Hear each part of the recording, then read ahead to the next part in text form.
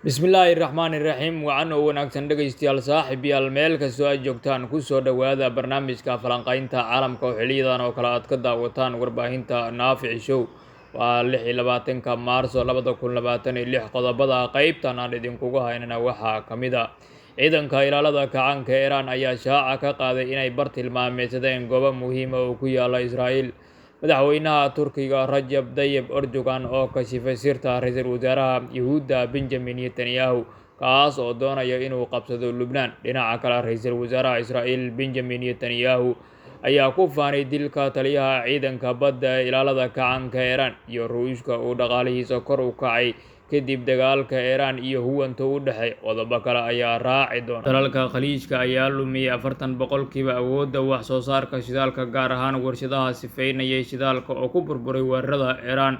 Waxa ayna qaadanaysaa inay dib u dhisaan muddo ka badan 3 sano, taas oo la sheegay inay ka dhigan tahay 11 milyan oo fuusto oo shidaal ah inuu maalin kasta adduunka luminayay, sida uu wariyay France 24 oo soo xigtay wasiirka dhaqaalaha iyo tamarta ee Faransiiska.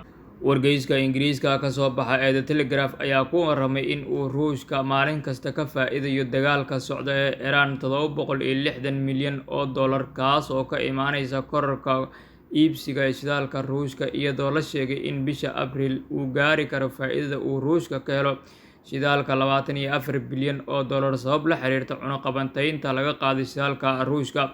Warbixintan waxaa sidoo kale lagu sheegay in haddii xitaa dagaalka uu dhammaado, dakhliga shidaalka iyo gaaska ee Ruushka uu gaari karo $218.5 bilyan sanadkii, taas oo ah 63% ka badan saadaashii dagaalka ka hor. Afhayeenka ra'iisul wasaaraha Israa'iil Benjamin Netanyahu ayaa xilkii iska casilay sida uu baahiyay telefishinka Israa'iil ka soo baxa ee Janaal 14.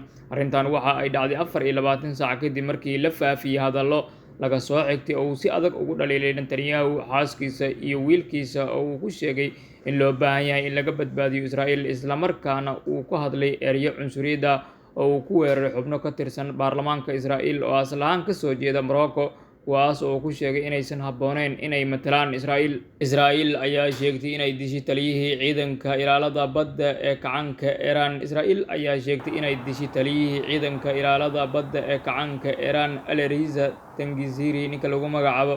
Wasiirka difaaca Israa'iil Israel Katz ayaa sheegay in Tangiziri uu si toos ah mas'uul uga ahaa falal argagixiso oo ay ka mid yihiin qarax iyo xanibidda marinka Hormuz, isla markaana la qarxiyay.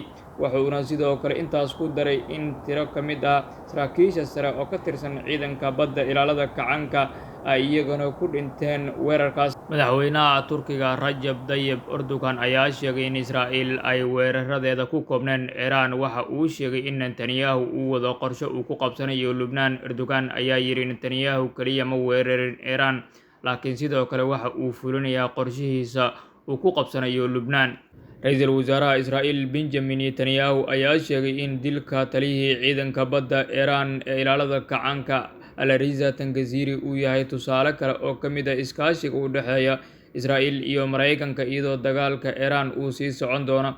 Fariin muuqaal ah uu ku hadlay luqadda Hibruuga, ra'iisul wasaaraha Israa'iil ayaa sheegay in Israa'iil ay sii wadi doonto weeraro xooggan oo lagu beegsanayo goobo ku yaala Iiraan. Sidoo kale waxa uu ku celiyay hadallo hore uu u jeediyay wasiirka difaaca Israel Katz oo sheegay in Tangiziri uu door hogaamineed ka qaatay xiritaanka marinka Hormuz ee Iiraan. Qofka gacmihiisu dhiigga ka buuxaan, ayuu yiri Netanyahu, isagoo intaa ku daray, tani waa tusaale kale oo ka mid ah iskaashiga naga dhexeeya annaga iyo saaxiibkan Mareykanka si loo gaaro ujeedka dagaalka, ayuu sii raaciyay ra'iisul wasaaraha Israa'iil Benjamin Netanyahu. Maamulka Abu Dhabi ayaa ku dhawaaqay gantaal ay Iiraan soo riday inay ku dhinteen 2 qof. Maamulka Abu Dhabi ayaa ku dhawaaqay in 2 qof ay dhinteen kadib markii raadiga gantaal la qabtay uu ku dhacay.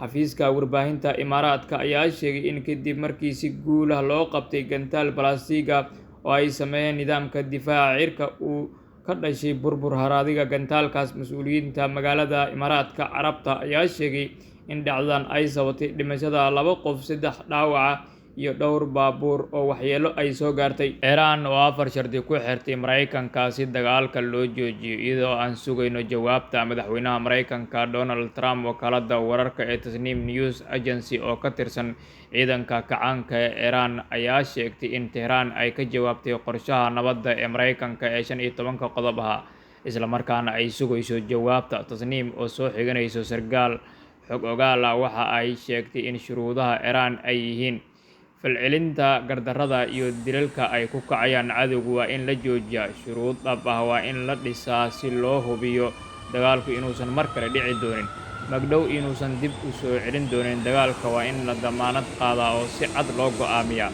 joojinta colaadaha waa in la fuliyaa dhammaan jihooyinka iyo kooxaha iska caabinta ee ku lugta leh khilaafka gobolka oo dhan, taasoo tixraacaysa xulafada Iiraan iyo wakiiladeeda gobolka. Sarkaalkan ayaa sidoo kale lagu soo waramayaa in Tasnim News Agency uu u sheegay in la fuliyo xuquuqda Iiraan ee marinka Hormuz ay tahay xuquuq dabiici ah oo sharci ah oo dalka u gaar ah.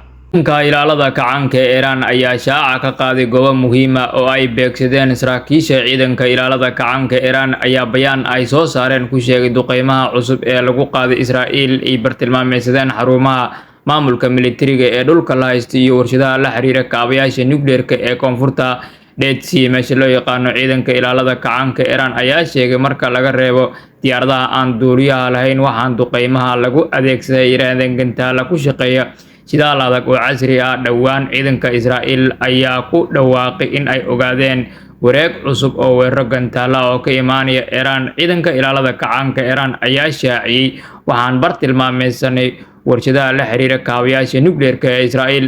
Baro luqadda Ingiriiska maanta adigoo kalsooni sare isku qabo. Hadda waxaa la joogaa xilli Ingiriisku uu noqday luqadda ugu muhiimsan ee lagu shaqaysto, waxna lagu barto, laguna safro adduunka oo dhan. Haddii aad ku riyoonayso mustaqbal ifiya oo furan, barashada luqadda Ingiriiska waa furaha kuu horseedaya guul iyo fursado aan xadidnayn. Macadka barashada luqadaha ee Blue Screen Online wuxuu ku hayaa koorsooyin luqadda Ingiriiska oo ka kooban sida bilow, dhexdhexaad iyo dhammaystir. Koorsooyinkan waxaa si xirfadaysan kugu baraya macallimiin xirfad leh, iyadoo xoogga lagu saarayo ku hadalka luqadda Ingiriiska si kalsooni leh, qorista iyo akhriska si habboon oo sax ah, maqalka iyo fahamka luqadda si qoto dheer, xirfadaha nolosha iyo shaqada ku salaysan. Haddaba haddii aad danaynayso barasho barwaaqo ku horseedo, ka bara Blue Screen Online oo guji calaamadda WhatsApp ee hoose.